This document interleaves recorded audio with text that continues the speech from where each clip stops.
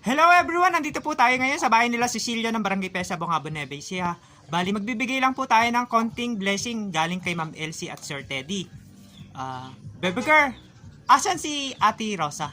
Wala po, tumusong po, nagdamo po ng sibuyas. Ay, nakita mo siya ng sibuyas. Bali, sino yung kasama mo ngayon dito sa bahay nyo? Si Kuya Yuri po. Ay, kuya nyo lang.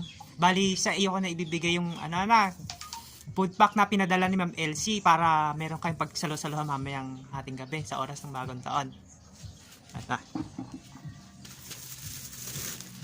Ito yung food pack.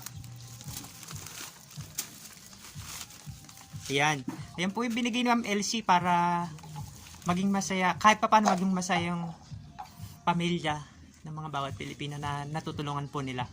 Ano pwede mo sabihin na nabigyan kayo ni Ma'am Elsie ng blessing? Thank you po, Ma'am Elsie.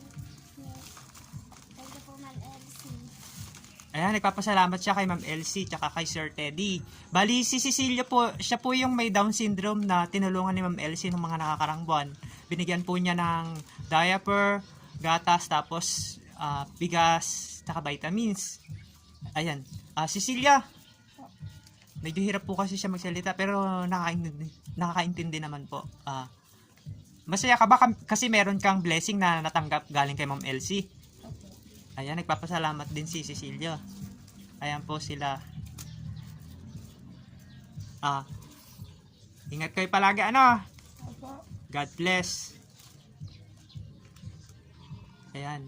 Nagpapasalamat po ulit kami kay Ma'am Elsie kasi tuloy-tuloy po yung bigay niyang blessing sa mga kapwa nating Pilipinong nangangailangan. God bless po.